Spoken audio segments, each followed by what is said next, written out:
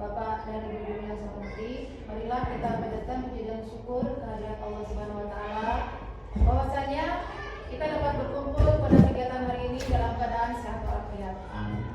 Salawat dan salam marilah kita limpahkan kepada Nabi Muhammad SAW, kepada keluarganya, kepada sahabatnya, kepada tabi'in-tabi'innya, dan kepada kita selaku umatnya yang selalu disifat olehnya.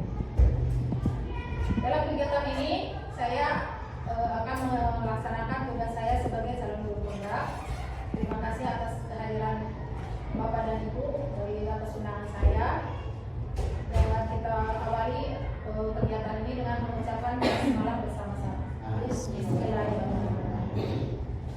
Acara yang pertama saya serahkan kepada Bapak Kepala Sekolah untuk menyampaikan sambutan dan arahannya terlebih dahulu. Pada Bapak, saya persilakan. Assalamualaikum warahmatullahi wabarakatuh. Waalaikumsalam. Pertama-tama yang terima kasih kepada Ibu Sekretari yang telah memberikan waktu kepada saya untuk menyampaikan sepatah kata dalam kegiatan CGP ini. Kemudian kita dengan sebuah kebenaran bahwa di hari ini siang ini kita bisa berkumpul dalam acara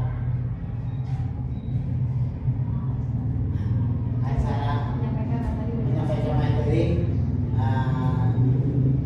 calon guru penggerak sholat dan salam dia selama itu juga pada sisa tempatnya.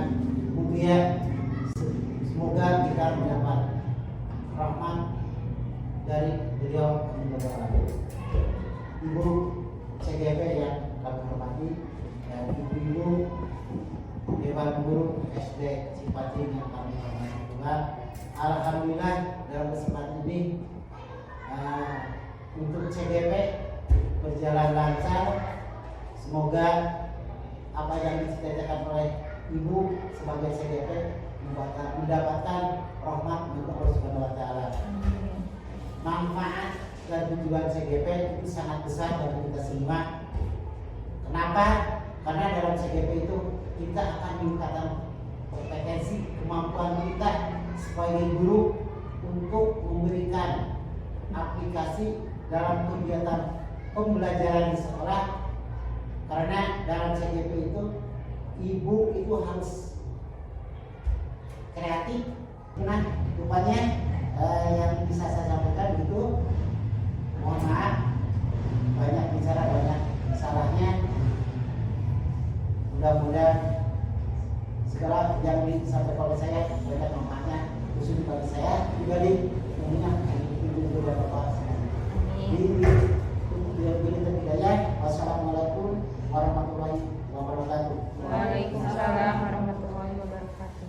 Terima kasih kepada Bapak yang telah menyampaikan arahannya kepada kami. Mudah-mudahan arahan tersebut mengena di hati kami dan bermanfaat sekali bagi kami. Dan maaf kepada Bapak dan Ibu semua. Saya berdiri di depan bukan berarti saya akan menggurui atau saya adalah orang yang paling pintar dalam hal ini. Tapi saya hanya ingin sharing, menyampaikan beberapa materi yang sudah saya dapatkan dari CGP dalam 1/4 ini. Mudah-mudahan materi yang disampaikan ini dapat memberi semangat atau motivasi kepada Bapak dan Ibu untuk meningkatkan kualitas pembelajaran di kelas dan di sekolah kita.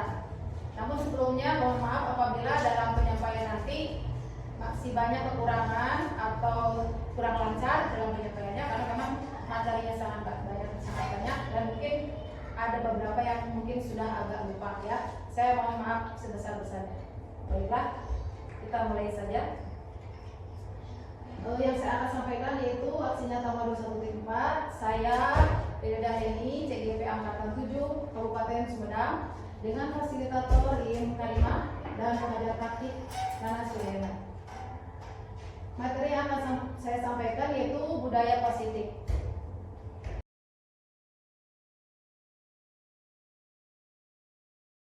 Untuk membangun budaya positif, sekolah perlu menyediakan lingkungan yang positif, aman, dan nyaman agar murid-murid mampu berpikir, bertindak, dan mencipta dengan merdeka, mandiri, dan bertanggung jawab. Mungkin dapat dimengerti ya oleh semua bapak dan ibu. Sesuai dengan filosofi Ki Hajar Dewantara,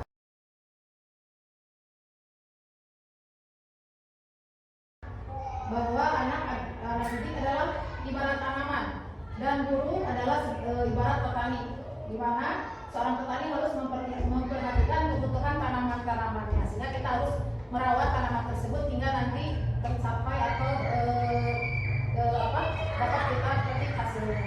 Kemudian anak tumbuh dan bersama sesuai dengan kodrat alam dan kodrat zamannya. Jadi kodrat alam yang dimiliki anak tersebut disesuaikan dengan zaman sekarang. Jadi walaupun dulu kita sebagai guru, kita banyak zamannya dulu mungkin dengan cara sekarang itu berbeda.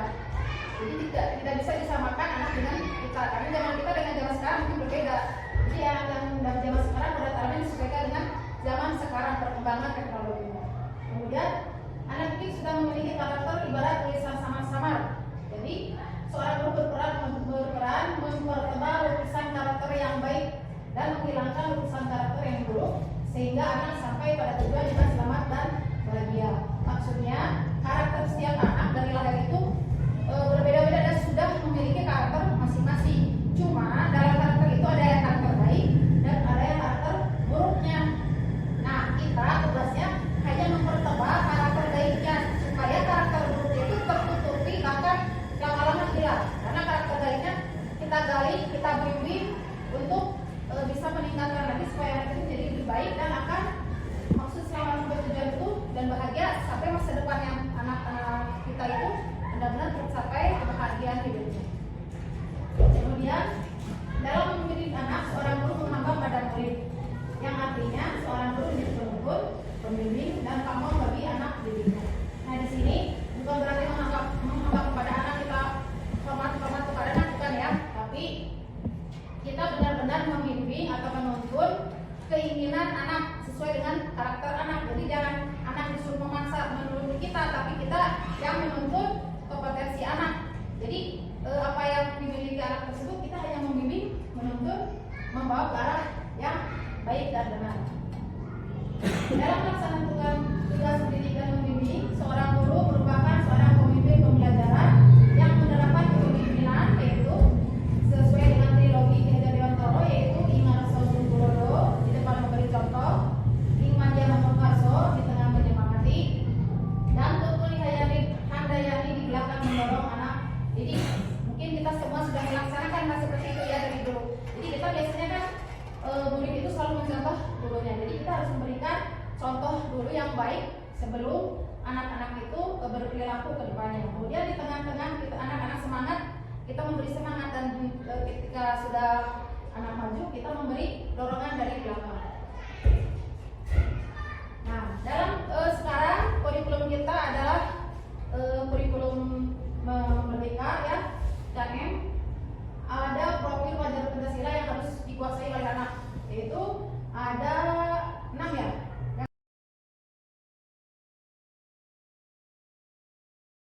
Yang di belakang mendorong anak. Jadi mungkin kita semua sudah melaksanakan hal seperti itu ya dari dulu. Jadi kita biasanya kan murid itu selalu mencontoh gurunya. Jadi kita harus memberikan contoh guru yang baik sebelum anak-anak itu berperilaku ke depannya. Kemudian di tengah-tengah kita anak-anak semangat, kita memberi semangat, dan ketika sudah anak maju, kita memberi dorongan dari belakang. Nah, dalam sekarang kurikulum kita adalah kurikulum Merdeka ya, KM. Ada profil wajar Pancasila yang harus dikuasai oleh anak, yaitu ada 6 ya. Yang pertama itu beriman kepada Tuhan Yang Maha Esa dan beramal mulia, yaitu anak-anak sesuai dengan agama dan kepercayaannya masing-masing harus benar-benar mempercayai dan mengikuti kegiatan yang telah diatur dalam agamanya tersebut, sehingga anak tersebut memiliki akhlak yang mulia sesuai dengan ajaran agamanya. Kemudian berkebinekaan global. Berkebinekaan global di sini anak-anak harus menghargai berbagai macam budaya baik yang ada di negara kita maupun yang ada di luar negara kita, karena global itu kan dunia. Jadi mereka harus mengetahui, mencintai, dan mungkin bisa mengikuti budaya-budaya yang benar-benar positif dan baik buat mereka. Kemudian bergotong royong. Bergotong royong biasanya ini selalu kita laksanakan ya, baik di rumah, di sekolah, dan di masyarakat. Biasanya anak-anak sudah terbiasa. Di sekolah mulai dari jadwal piket, mereka semua bersama-sama bergotong mengerjakan pekerjaannya. Kemudian ketika belajar, anak-anak selalu kita adakan diskusi kelompok, mereka bergotong royong menyelesaikan masalah bersama-sama dengan cara berdiskusi. Untuk di masyarakat juga sama, biasanya di lingkungan RT dengan orang tuanya, anak-anak suka ikut ketika ada kegiatan kebersihan dan sebagainya. Jadi itu harus kita tanamkan kepada anak-anak ya. Selanjutnya kreatif. Nah, untuk kreatif biasanya anak-anak yang sekarang itu mereka selalu melihat teknologi dari handphonenya ya. Di situ banyak hal-hal kreatif untuk anak-anak bersekolah. Nah, biasanya anak-anak kita itu sudah lebih kreatif. Nah, di sini kita hanya menuntun, jangan sampai kreativitas tersebut ke hal yang negatif. Jadi anak-anak itu harus kita bimbing kreatif dalam hal yang positif. Selanjutnya bernalar kritis. Bernalar kritis ini anak-anak harus berpikiran melalui logika dari kenyataan atau fakta yang ada. Begitu ada berita atau hal-hal yang baru, mereka terima, kemudian dianalisa, kemudian bisa mengkritik hal-hal yang mungkin ada sesuatu yang menurut mereka kurang baik. Nah, di situ mereka bisa mengajukan pendapat, bertanya kepada kita dan sebagainya. Itu adalah bernalar kritis. Jadi kalau anak-anak yang banyak bertanya di kelas, berarti anak itu mempunyai nalar yang tinggi, ya. Apalagi kalau nalarnya benar-benar ada yang positif. Jadi kita harus bisa membangkitkan siswa untuk bernalar kritis. Selanjutnya nanti, nah, seandainya anak sudah kreatif, sudah bernalar kritis, dan mampu bergotong royong, biasanya anak itu akan mandiri. Jadi dari kebiasaan yang kreatif bernalar kritis tersebut, anak tersebut pasti dengan sendirinya akan mandiri. Dia tidak akan bergantung kepada orang lain. Ada pekerjaan, ada apa PR, dia selalu mengerjakan tanpa disuruh. Biasanya anak sekarang kan kalau ada PR di rumah disuruh dulu oleh orang tuanya. Nah, untuk yang mandiri tersebut mereka biasanya selalu dengan sendiri, tidak usah disuruh. Mungkin untuk profil pelajar Pancasila itu yang 6. Selanjutnya, nah selanjutnya ini adalah Merdeka Belajar dan Menurut Kinerja Dewantara. Kinerja Dewantara tidak menyetujui pendidikan yang menggunakan perintah, paksaan dan larangan. Guru haruslah Tukuri Handayani, yaitu mendorong dari belakang. Namun yang dimaksud adalah kemerdekaan peserta didik yang tanpa batas. Seorang guru tetap harus membimbing. Jadi anak jangan dilepas begitu saja. Jadi tetap kita yang harus mengendalikan dan membimbingnya. Anak agar tetap mewujudkan cita-citanya. Selain itu juga mementingkan kemerdekaan berpikir sang anak. Peserta didik juga dibiasakan sejak dini untuk mencari sendiri pengetahuan dengan menggunakan pikirannya sendiri, itu bernalar kritis dan mandiri. Kemudian nantikan Merdeka Belajar menurut Kemendikbud bahwa kebijakan Merdeka Belajar memberi kemerdekaan setiap unit pendidikan berinovasi.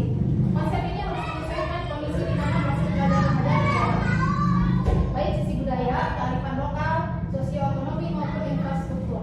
Selain itu, program tersebut merujuk kepada pendidikan yang bahagia sesuai dengan pendapat Kinerja Dewantara. Nah, selanjutnya di dalam pelatihan saya sebagai calon guru penggerak, budaya positif yang harus saya miliki sebagai calon guru penggerak itu adalah memiliki nilai dan peran.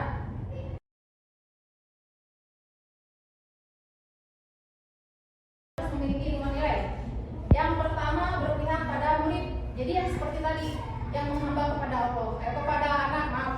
Jadi maksud berpihak kepada murid itu bukan berarti kita yang memohon-mohon kepada anak, ya. Jadi dalam belajar kita merancang pembelajaran itu disesuaikan dengan minat dan bakat anak. Jangan memaksakan anak jadi dewasa seperti kita, tapi kita harus masuk ke dunia anak. Jadi dalam merancang belajar itu disesuaikan. Walaupun yang kurikulum sekarang seperti itu, tapi nanti dalam kurikulum diambil. Jadi seharusnya begitu awal pembelajaran tahun ajaran baru itu ada tes awal dulu, tes. Jadi nanti anak bisa dibagi-bagi kemampuannya masing-masing. Ada yang lemah, ada yang sedang, ada yang baik untuk tinggi nilainya. Nah, jadi bisa dipisah-pisah menurut kemampuannya. Jadi begitu kita memberikan soal disesuaikan dengan kemampuannya. Jangan dipaksakan anak yang kurang diberi materi atau soal yang sangat sulit, mereka tidak akan mampu. Jadi untuk berpihak pada anak itu jadi kita melihat kemampuan anak masing-masing. Kemudian mandiri. Nah, untuk mandiri untuk diri seorang CGP itu yaitu harus mampu mengembangkan dirinya dengan yang sendiri tanpa disuruh atau dianjurkan oleh kepala sekolah administrasi lain. Contoh seperti Mendikbud 9. menambah wawasan dan ilmu pengetahuan kita.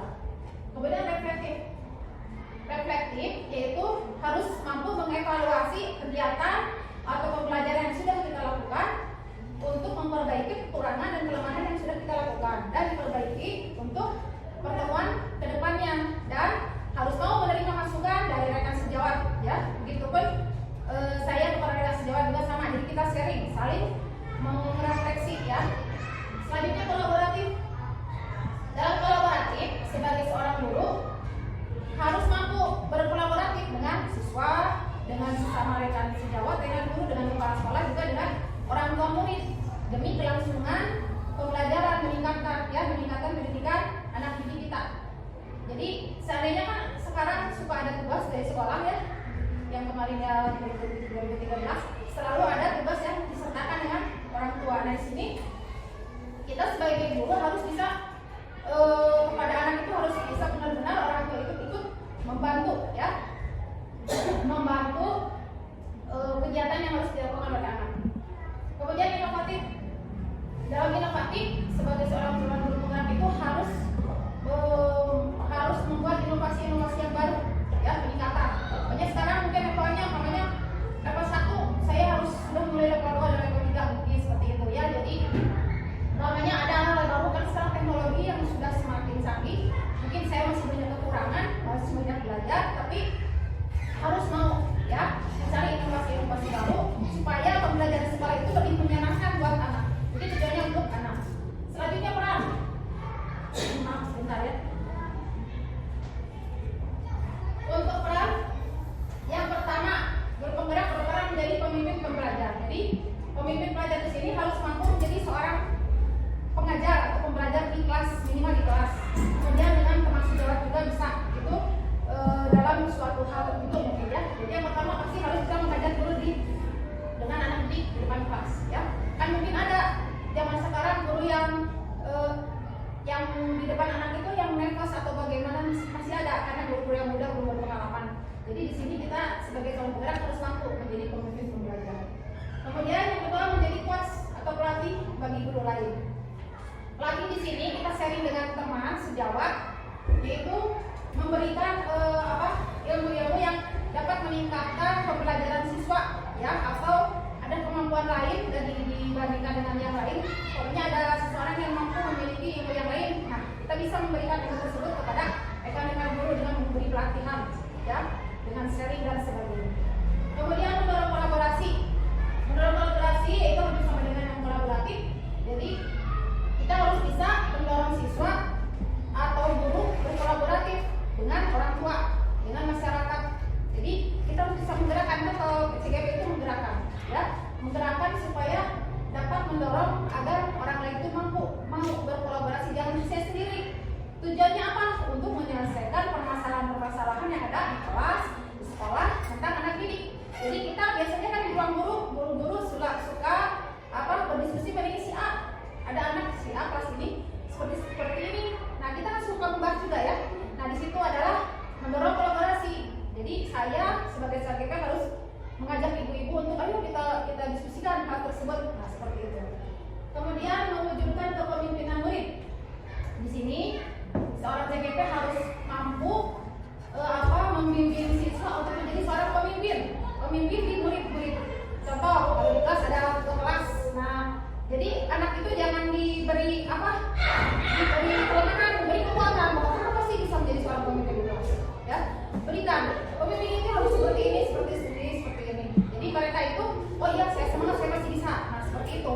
Jadi saya seorang CGP harus mampu mengajak anak untuk mampu jadi seorang pemimpin. Seperti dalam belajar kelompok atau diskusi pasti ada seorang ketua kelompok. Nah di sini jangan sampai ada yang anak yang semua saya tidak mau jadi ketua, saya tidak mau. Nah kita berikan masukan. Jadi ketua itu seperti ini, tidak susah. Jadi harus mau ya dengan cara kita yang bisa memberi pendekatan. Kemudian menggerakkan komunitas praktisi. Nah dalam menggerakkan komunitas praktisi, saya sebagai CGP mampu menggerakkan contoh di organisasi di KKG atau di PGRI dan organisasi lain. Jadi saya harus mampu menggerakkan ibu-ibu, bapak-bapak dalam organisasi tersebut untuk meningkatkan kembali kualitas pembelajaran kita untuk anak didik.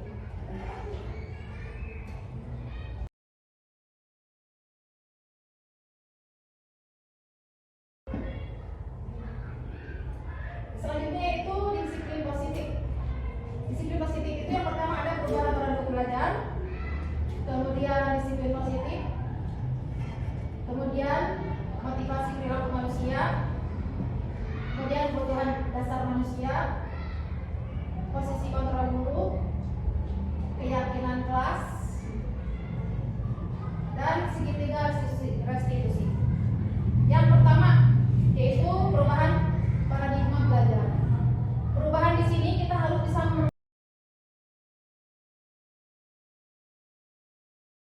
ilusi mengontrol guru di sini. Contohnya, pada dasarnya kita dapat memaksa murid untuk berbuat sesuatu jikalau murid tersebut memilih untuk tidak melakukannya. Ini untuk ilusi mengontrol murid.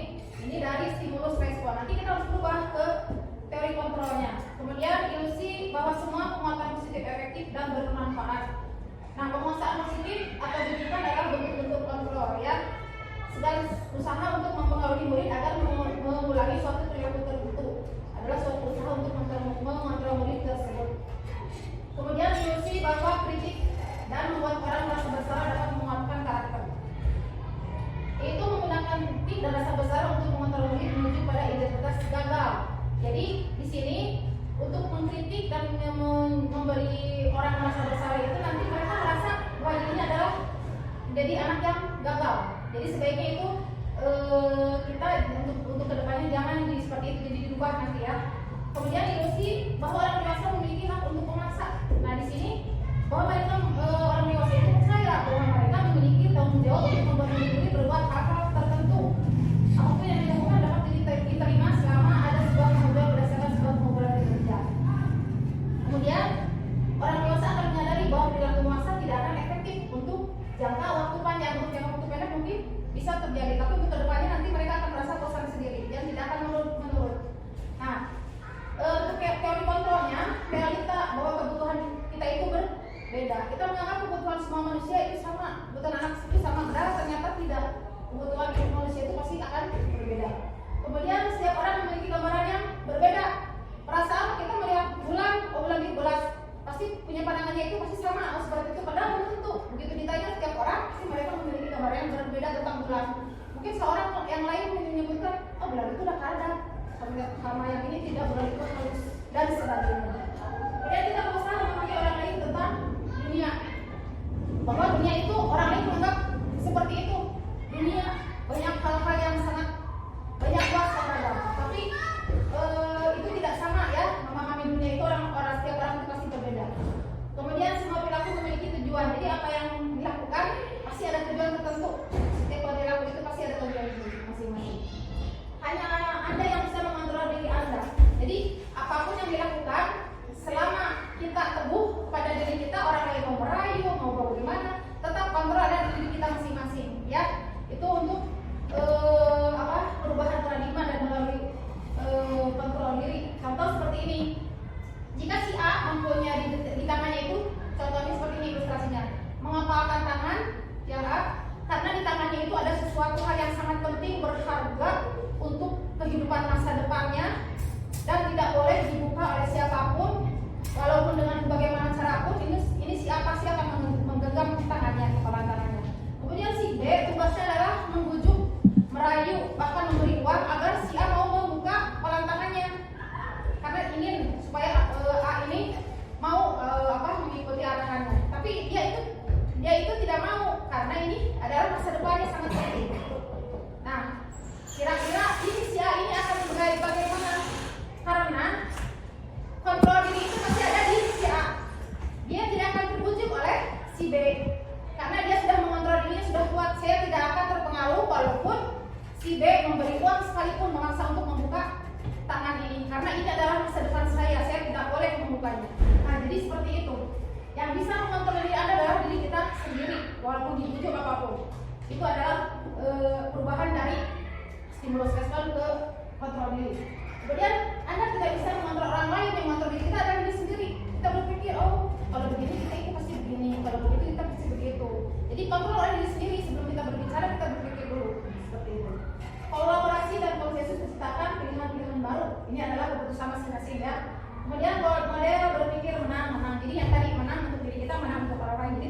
jadi merugikan. Lanjut. Nah, untuk disiplin positif, kebanyakan orang akan menghubungkan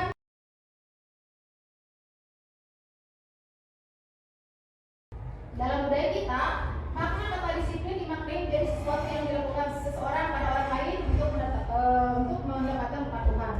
Kita cenderung menghubungkan kata disiplin dengan ketidaknyamanan, karena kita selama ini memang selalu memberikan hukuman kepada anak yang tidak disiplin, padahal seharusnya tidak boleh ya. Kemudian Diana menyatakan bahwa arti kata disiplin berasal dari bahasa Latin yaitu disiplina yang artinya belajar.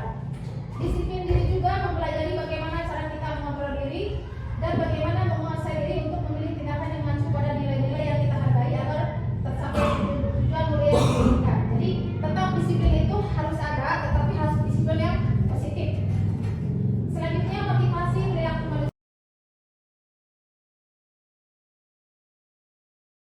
Ada 3 motivasi perilaku manusia. Yang pertama, untuk menghindari ketidaknyamanan atau hukuman, yaitu menghindari permasalahan yang mungkin muncul dan berpengaruh pada mereka secara fisik, psikologis maupun tidak terpenuhinya kebutuhan mereka bila mereka tidak melakukan tindakan tersebut. Jadi maksudnya di sini contoh, seseorang anak akan mengerjakan tugas tersebut karena takut diberi hukuman oleh guru. Siang dihukum, kalau saya tidak mengerjakan, pasti guru akan menghukum, jadi dia mengerjakan. Tetapi selama dia ada hukum, kalau tidak mereka tidak mengerjakan. Yang kedua, untuk mendapatkan imbalan atau penghargaan dari orang lain, sama seperti itu. Kalau saya mengerjakan ini dan benar, pasti saya diberi hadiah oleh guru. Nah, jadi dia akan selalu mengerjakannya jika diberi hadiah. Tapi suatu waktu guru tersebut tidak memberi hadiah, dia akan kecewa. Jadi motivasinya hilang lagi. Sampai dengan yang nomor 1. Kemudian yang ketiga, untuk menjadi orang yang mereka inginkan dan menghargai diri sendiri dengan nilai-nilai yang mereka percaya. Nah, untuk ini mereka melakukannya dengan motivasi diri yang positif. Ada di dalam diri, berarti internal. Bukan eksternal. Kalau eksternal itu dari luar, kalau internal itu ada dari diri kita sendiri. Saya mau mengerjakan tugas karena mungkin bermanfaat untuk diri saya sendiri. Saya tidak ingin diberi hadiah, saya ingin tidak diberi hukuman karena saya niat sendiri. Yaitu disebutnya motivasi yang ada di dalam diri itu adalah yang bersifat internal. Nah, kebutuhan dasar manusia di sini.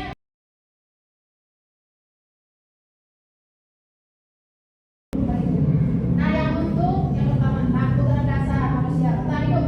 Untuk bertahan hidup, jadi ini hubungannya kepada badan ya, fisik, psikologi. Jadi di sini contohnya dalam untuk pribadi kita, pakaian, makanan dan sebagainya itu bertahan hidup. Contoh untuk anak didik kita, dia akan meminta makanan kepada temannya untuk bertahan hidup karena mungkin tidak di rumahnya tidak ada. Dia berusaha dengan bagaimanapun supaya tidak lapar, tidak kelaparan di sekolah. Dia membutuhkan makanan. Nah, dia akan bertahan hidup dengan cara seperti bagaimanapun caranya agar dia bisa makan. Nah, itu adalah kebutuhan bertahan hidup. Karena kita tidak tahu siapa anak yang belum sarapan dari rumah, siapa yang sudah dan sebagainya. Kemudian kasih sayang dan rasa diterima. Nah, untuk kasih sayang dan rasa diterima, biasanya anak ini di sekolah mereka selalu mencari perhatian dari teman-temannya. Ya, contoh untuk anak-anak. Karena biasanya orang yang kurang kasih sayang itu kurang perhatian, ya. Selalu ingin diperhatikan oleh teman-temannya, padahal teman-temannya itu tidak menghiraukannya. Ternyata di rumahnya memang dia kurang kasih sayang, tidak diperhatikan oleh orang tuanya. Jadi mereka merasa kurang kasih sayang. Kemudian kebebasan. Untuk kebebasan di sini biasanya ada anak yang ingin di sekolah itu seperti nakal ya, suka mengganggu teman, bermain seenaknya ke orang lain, lari sana lari sini di kelas dan sebagainya. Mungkin dia di rumahnya kebutuhan tersebut tidak tercukupi karena di rumahnya mungkin oleh orang tuanya segala diseret, ini jangan, itu jangan, kamu tidak yang baik, harus begini, sedangkan dia itu masih banyak keinginan, ingin bebas. Jadi dia biasa di sekolah. Biasanya anak yang suka membuat onar di kelas karena mereka ingin bebas. Jadi kebutuhan dasarnya itu tidak terpenuhi. Kemudian kesenangan juga begitu. Karena untuk kesenangan itu mereka biasanya kurang berkonsentrasi ya dalam belajar. Jadi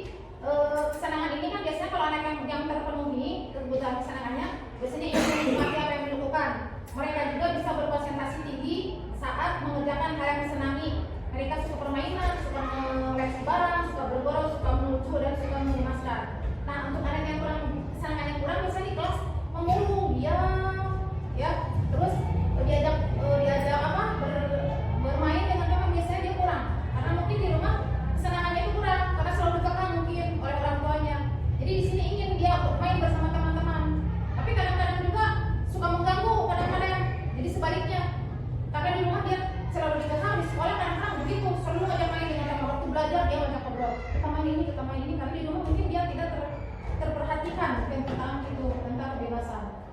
Tentang kesenangan dan kebebasan, biasanya kesenangan kebebasan itu hampir sama. Kemudian yang penguasaan di sini yaitu kebutuhan, kemampuan dan kemampuan. Jadi di sini biasanya orang yang kebutuhan dasarnya penguasaan, dia orang anak itu biasanya selalu ingin jadi pemimpin, ya. Kemudian mereka juga suka mengamati sebelum mencoba hal baru dan merasa kecewa bila melakukan kesalahan. Jadi selalu ingin yang benar, selalu ingin yang terbaik. Nah, dari kebutuhan dasar manusia, biasanya kita di sekolah selalu banyak kasus-kasus seperti ini ya, yang dia dari kebutuhan dasar manusia ini. Di tiap kelas pasti ada masalah. Mungkin ada rekan-rekan yang mengajukan sesuatu dari permasalahan tersebut. Di antaranya ada? Ya. Ya, silakan kemudian. Bagaimana cara menghadapi anak yang sudah aktif di kelas, tapi hanya mendengarkan saja, tidak mau belajar dan tidak mau mengerjakan tugas dari guru, sampai anak itu mengganggu teman yang lain yang sedang belajar. Oh ya. Jadi anak tersebut aktif di kelas, ya, tapi tidak belajar. Ya, tidak mau belajar dan tidak mau mengerjakan tugas dari guru. Oh ya, itu selalu ada ya. Ya, selalu ada. Ya. Selalu ada. Nah, untuk anak tersebut, mungkin anak itu belum tercukupi rasa kasih sayang di keluarganya.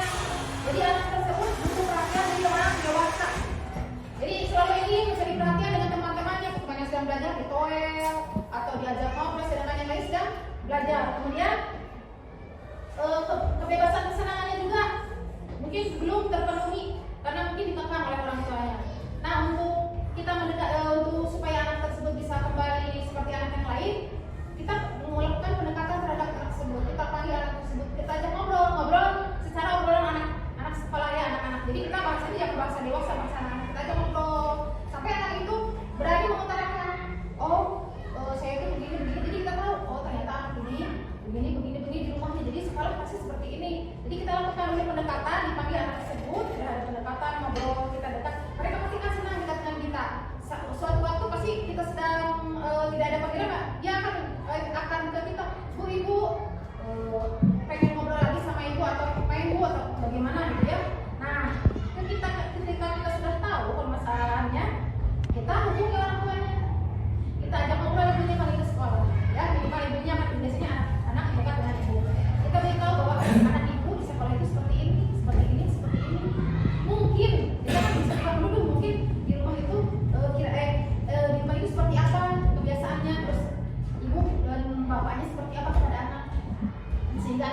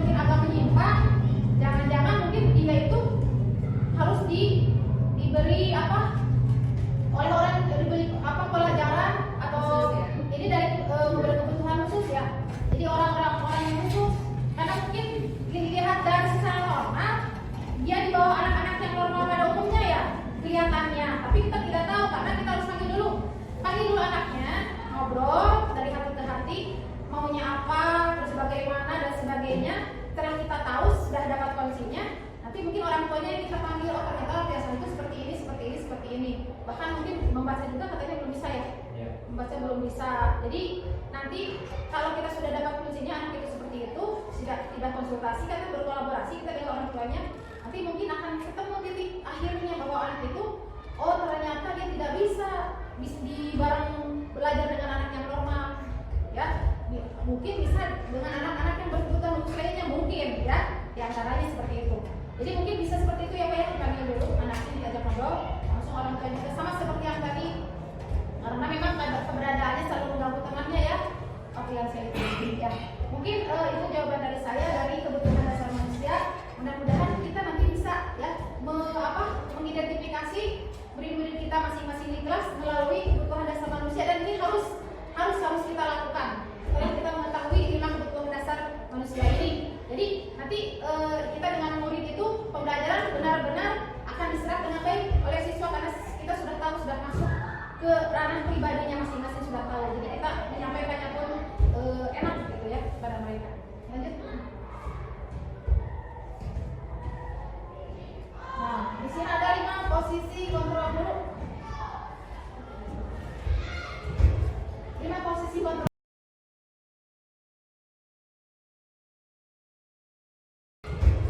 5 posisi kontrol guru itu ada penghukum, ada pembuat rasa bersalah, ada teman, ada pemantau, ada manajer. Nah, untuk menghukum biasanya saya khususnya bukan ibu ya, saya dulu itu kebanyakan ke anak itu sebagai penghukum. Kalau ada anak yang sangat nakal, selalu tidak ikuti peraturan sekolah, kita langsung, hei kamu, lagi-lagi kamu yang melakukan kesalahan dan sebagainya. Biasanya kita seperti itu ya. Dulu itu selalu memberikan kata-kata yang menyakitkan bagi anak, ya. Kemudian biasanya kira-kira kata-kata yang itu kalau kita sebagai murid, terus kita kemarin pada guru, apa kita merasa sakit atau tidak? Sakit ya, ya karena si ibu selalu begitu ke saya ngomongnya, kamu lagi, pasti kamu yang melakukan itu, pasti begitu masuk ke kelas belum tentu si anak itu yang melakukannya, tapi karena kita sudah mengecap anak tersebut, begitu masuk pasti kamu ya yang melakukan, padahal bukan. Nah itu adalah posisi kontrol guru sebagai penghukum yang akan menyakitkan hati anak. Jadi sebaiknya itu untuk sekarang ke depan jangan dilakukan, kita hilangkan hal seperti itu. Kemudian yang kedua, membuat merasa bersalah. Nah ini juga sebenarnya hampir sama, cuma tidak keras. Contoh, orang yang ibu sangat kecewa sekali sama kamu tidak kasihan sama ibu ngajar dari pagi sampai siang, sampai sore, terus kamu ngapain saja? Jadi anak itu merasa bersalah, gara-gara saya ibu jadi seperti itu. Jadi sama, hatinya juga mengerut. Jadi merasa, dia merasa saya tidak ada gunanya hidup di dunia ini. Mungkin untuk anak yang putus asa pasti pikirnya seperti itu, karena saya selalu salah di mata ibu, di mata bapak, guru di sekolah. Nah itu juga sama.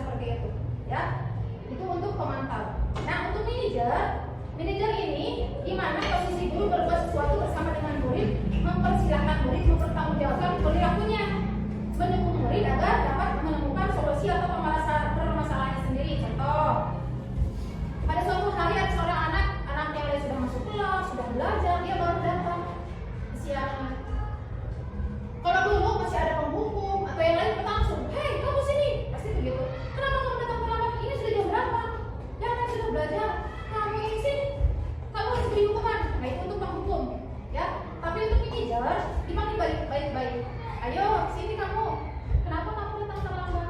Saya begitu umpamanya.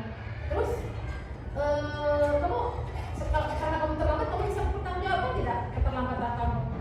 Ya Bu. Kemudian apa yang akan kamu lakukan kalau untuk mengganti pertanggungjawaban kamu itu? Nanti saya kata anak tersebut, saya nanti siap Bu belajar sampai siang, orang sudah keluar, saya menyelesaikan dulu pelajaran yang tertinggal tadi pagi karena saya sudah terlihat mungkin 1 jam atau 1 jam setengah.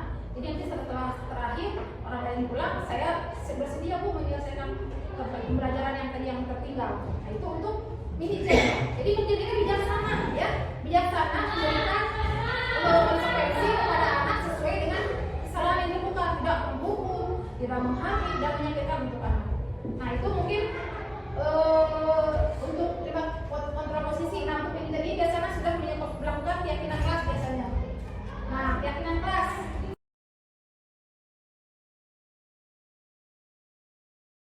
keselamatan atau kesehatan inilah yang kita sebut sebagai suatu keyakinan, yaitu nilai-nilai kebajikan yang universal disepakati secara tersirat dan tersurat. Jadi tersirat tapi juga tersurat tertulis, ya ada. Lepas dari latar belakang suku, negara, bahasa maupun agama. Nilai-nilai kebajikan menekankan pada keyakinan seseorang akan lebih memotivasi seseorang dari dalam. Seseorang akan lebih tergerak dan bersemangat untuk menjalankan keyakinannya daripada hanya sekedar mengikuti serangkaian peraturan tertulis tanpa makna. Jadi untuk keyakinan kelas, kita di kelas sebaiknya ya untuk sekarang sampai ke depan jangan membuat peraturan kelas atau peraturan sekolah. Karena untuk peraturan biasanya jika seseorang itu melanggar peraturan tersebut pasti akan diberi hukuman. Hukuman itu biasanya akan menyakitkan pada anak. Kadang-kadang menyakitkan untuk hari itu, tapi ada anak yang karena disakiti hatinya sampai dendam sampai dewasa. Kadang-kadang dendam, nanti kalau sudah dewasa saya berani sama bapak itu akan saya lawan dia karena nanti saya sudah berani, saya sudah kuat badannya. Itu ada anak yang dendam sampai seperti itu. Jadi sebaiknya peraturan itu untuk ke depan jangan lupa peraturan, tapi buat keyakinan di kelas. Jadi hal-hal yang diyakini oleh semua anak di kelas kita diskusikan dengan bahasa yang yang tidak seperti kalau peraturan kan jangan terlambat datang sekolah atau tidak boleh terlambat datang sekolah. Nah nanti untuk dalam keyakinan kelasnya kata-katanya dirubah. Jadi Pak Mate datang tepat waktu mungkin seperti itu ya. Tidak rajin ke sekolah.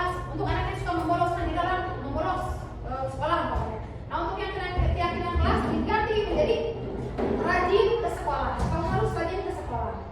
Terus untuk di kelas, umpamanya untuk yang membuang sampah didenda 1 kali buang sampah 5.000 umpamanya. Nah nanti mah bukan begitu keyakinan kelasnya. Menjaga kebersihan di kelas. Nanti konsekuensinya ada. Buat yang membuang sampah apa? Disuruh membersihkan sampah tersebut. Ya. Jadi keyakinan kelas itu dibuat, didiskusikan, jangan terlalu banyak. Mungkin bisa sampai 7 kali banyak ya. Supaya diingat keyakinan kelas di sini itu apa? Contoh disiplin tentang apa? Barang-barang. Jadi bagi kelompok pertama mungkin dari bidang disiplin, ya tanggung jawab dan kebersihan. Tiga aspek bisa. Disiplin, umpamanya datang tepat waktu di sekolah. Kemudian untuk kebersihan kelas setiap hari bersih. Kemudian yang namanya tadi kan kebersihan, disiplin dan tanggung jawab, yaitu mengerjakan tugas dan pekerjaan rumah. Jadi untuk anak yang tidak mengerjakan tugas dan pekerjaan rumah mungkin ada konsekuensinya, tapi itu harus diyakini oleh semua kelas. Jadi begitu seseorang atau anak yang tidak melaksanakan keyakinan kelas akan diberi konsekuensi sesuai yang dia ingkari keyakinan kelasnya. Mungkin seperti itu ya. Lanjut.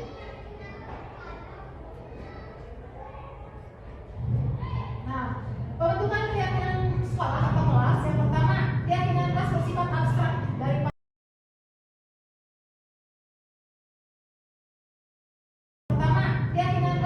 abstrak daripada peraturan yang lebih rinci dan konkret. Ya, ini kan buku peraturan itu kata-katanya tegas ya. Tapi kalau abstrak yang keyakinan kelas abstrak seperti tadi,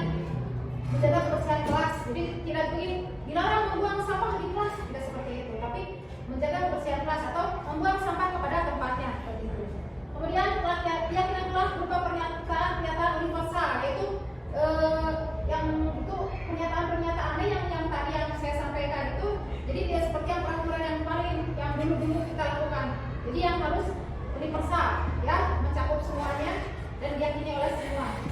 Kemudian kenyataan keyakinan kelas senantiasa dibuat dalam bentuk positif untuk hal-hal yang positif, bukan hal yang negatif. Kemudian keyakinan kelas sebenarnya tidak terlalu banyak yang tadi sudah saya terangkan, sehingga mudah diingat dan dipahami oleh semua warga kelas. Juga tidak bisa membuat keyakinan sekolah itu besar. Kemudian keyakinan kelas sebagai sesuatu yang dapat diterapkan di lingkungan tersebut disesuaikan dengan lingkungan kita, ya, jadi diterapkan. Semua warga kelas nanti ikut berkontribusi dalam pembuatan keyakinan kelas dalam kegiatan surat pendapat. Jadi benar-benar harus didiskusikan, semua harus hadir, semua harus menyampaikan pendapatnya. Nanti ada pendapat yang sama kita ambil satu. Jadi tidak semua keyakinan kelas yang ditulis itu dimasukkan, tapi kita dipilih disaring lagi yang lebih bagus, lebih efektif. Kemudian bersedia menjawab kembali keyakinan kelas dari waktu ke waktu. Jadi tidak selamanya keyakinan kelas itu berlaku 1 tahun. Bisa saja 6 bulan berubah, karena dari keyakinan kelas itu banyak hal-hal yang diingkari oleh mereka. Jadi kita buat kembali 6 bulan kemudian kita bentuk lagi keyakinan kelas yang baru dengan kata-kata yang baru kembali. Nah, selanjutnya itu segitiga restitusi.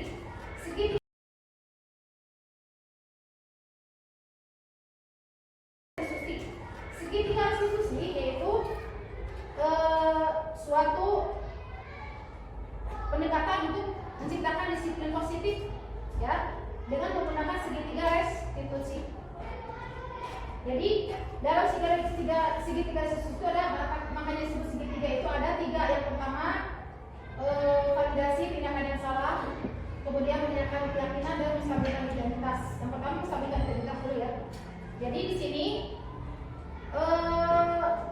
untuk menyelesaikan suatu permasalahan, biasanya kita sebaiknya untuk sekarang ke depan menggunakan segitiga restitusi. Segitiga restitusi ini berdasar juga pada keyakinan kelas yang sudah kita buat pada awalnya. Jadi ketika seseorang atau melakukan suatu kesalahan di kelas, seorang anak yang mungkin membuat onar di kelas dan sebagainya, mungkin kita bisa memanggilnya, kita menstabilkan identitasnya. Kenapa kamu mengganggu teman kamu di kelas? Kita tanya dulu pada mereka, pada anak tersebut. Kemudian, apakah apa yang kamu lakukan itu mungkin, ya?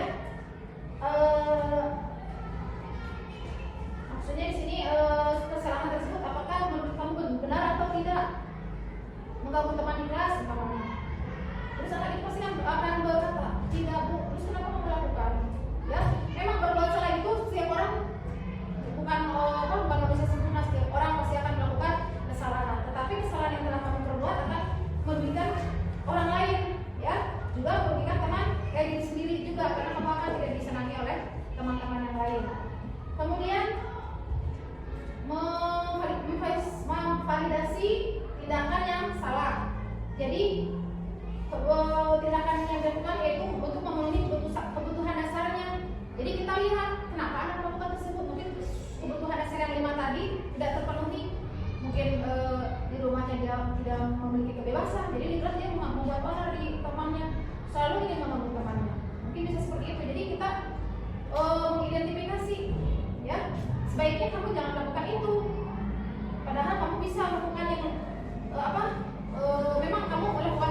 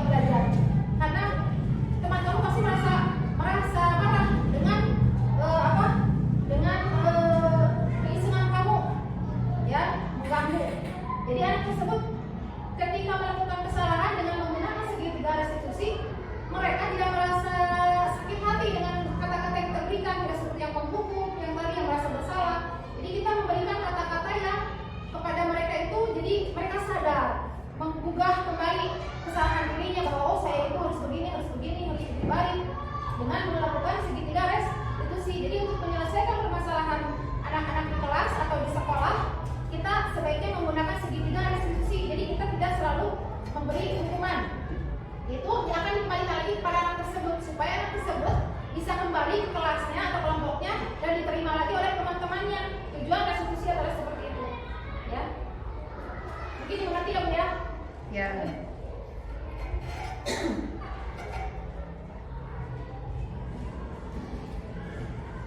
Nah, restitusi tersebut sendiri yaitu proses menciptakan kondisi bagi murid untuk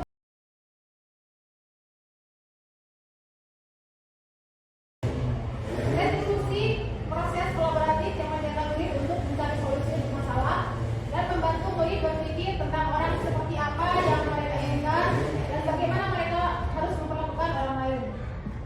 Restitusi membantu murid memiliki tujuan, disiplin positif dan memberikan dirinya setelah berbuat salah seperti yang tadi sudah saya terangkan.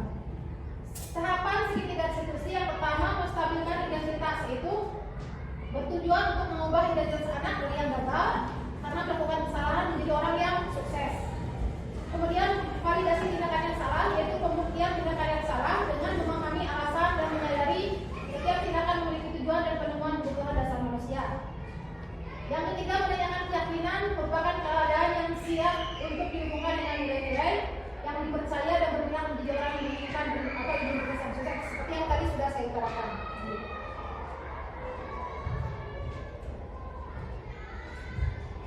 Nah, ciri-ciri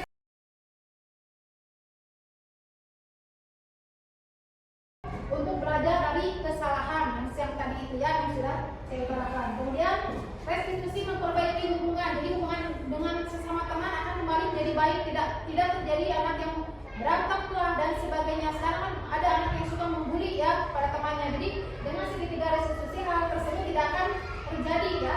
Kemudian yang ketiga, restitusi adalah tawaran bukan paksaan. Jadi kita tidak memaksa tapi menawarkan dengan segitiga restitusi.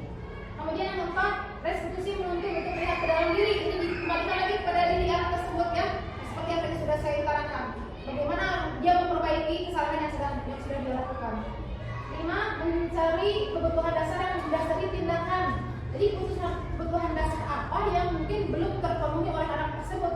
Jadi dilihat dari karakter dan obrolan yang sudah kita dapatkan. Selanjutnya, restitusi diri adalah cara yang paling baik. Memang itu cara yang paling baik.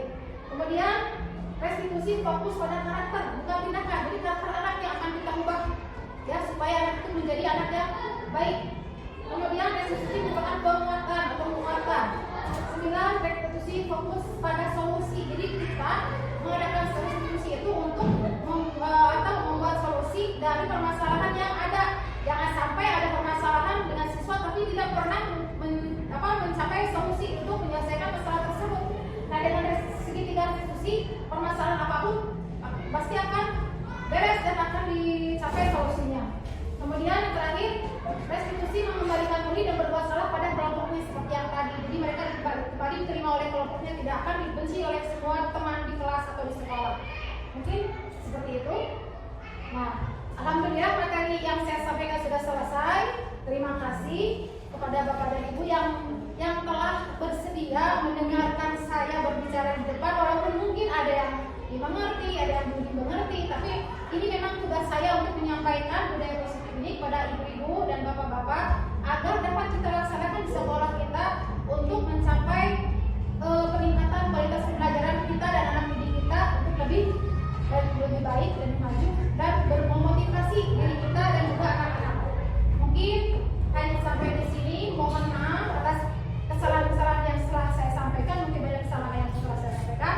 Ditutup. Wabillahi taufiq wal hidayah. Wassalamualaikum warahmatullahi wabarakatuh. Waalaikumsalam warahmatullahi wabarakatuh.